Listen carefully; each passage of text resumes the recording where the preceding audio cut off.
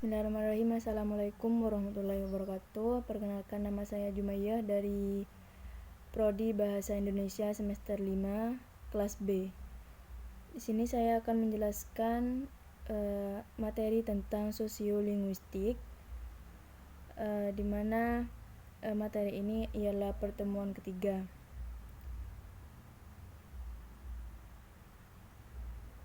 Yaitu hubungan sosiolinguistik dengan ilmu lain. Sosiolinguistik sendiri di sini dibagi menjadi 4, yaitu sosiologi, yang kedua antropologi, yang ketiga psikologi, yang keempat pragmatik. Selanjutnya sosiolinguistik dengan sosiologi. Nah, sosiolinguistik di sini memiliki artian yaitu subdisiplin linguistik yang mempelajari bahasa dalam hubungan pemakaiannya dalam masyarakat.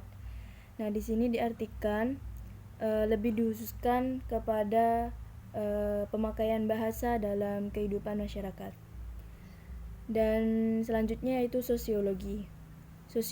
Sosiologi di sini memiliki artian yaitu ilmu yang mempelajari hubungan manusia sebagai individu ataupun sebagai kelompok masyarakat. Nah, di sini bisa diartikan sebagai sosiologi bisa diartikan sebagai tentang suatu individual dengan suatu kelompok. Nah, jadi bisa disimpulkan bahwa objek utama dari sosiologi ialah tentang masyarakat, bukan bahasa maksudnya. Selanjutnya, objek utama dari sosiolinguistik sendiri ialah variasi bahasa, bukan masyarakat. Begitu kira-kira. Selanjutnya, Sumarsono dan Partama 2004 5-7 mengemukakan persamaan sosiolinguistik dengan sosiologi sebagai berikut. 1. Sosiolinguistik memerlukan data atau subjek lebih dari satu orang individu. 2. Menggunakan metode kuantitatif dengan teknik sampling, random atau acak. Yang ketiga, menggunakan metode wawancara, rekaman, dan pengumpulan dokumen. Yang keempat, pengelolaan data menggunakan metode deskriptif.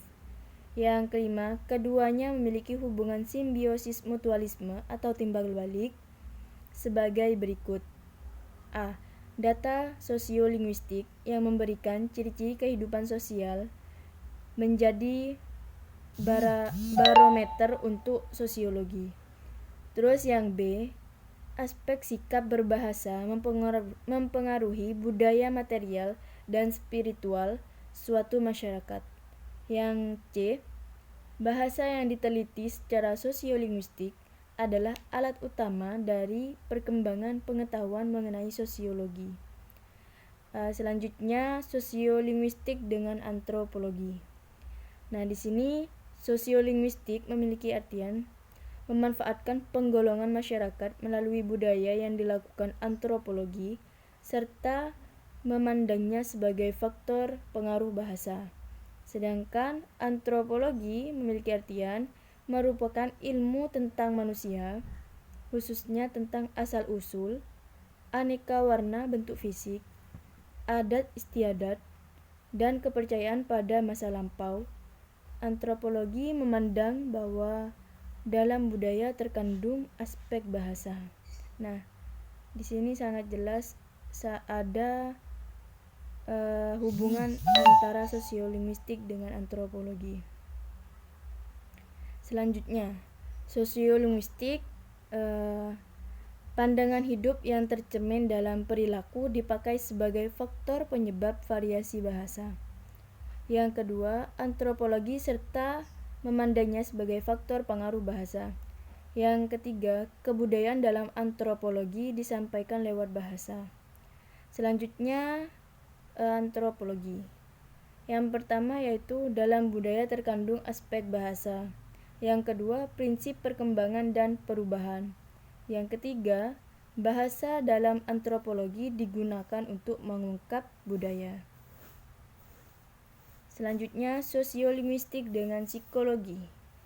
Linguistik merupakan bagian dari psikologi dalam cara berpikir manusia, yaitu penggunaan bahasa penutur, yaitu orang dikatakan mempunyai kompetensi dan performansi yang baik apabila dapat menggunakan berbagai variasi bahasa sesuai dengan situasi.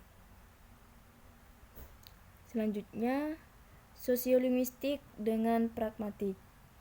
Pragmatik di sini memiliki artian ilmu bahasa yang mempelajari tujuan dan dampak berbahasa yang dikaitkan dengan konteks atau penggunaan bahasa yang disesuaikan dengan topik pembicaraan, tujuan, partisipan, tempat, dan suasana. Dan sarana. Selanjutnya, sosiolinguistik ialah bahasa sebagai alat komunikasi yang keberadaannya baik bentuk maupun maknanya ditentukan oleh penutur dan keberagamannya ditentukan oleh topik, tempat, sarana, dan waktu. Nah, variasi-variasi bahasa atau ragam bahasa itulah. Nah, dari keduanya ini memerlukan pengetahuan berbahasa atau common ground untuk sampai kepada pemahaman yang sebenarnya. Nah, mungkin hanya itu yang dapat saya sampaikan. Kurang lebihnya mohon maaf. Wassalamualaikum warahmatullahi wabarakatuh.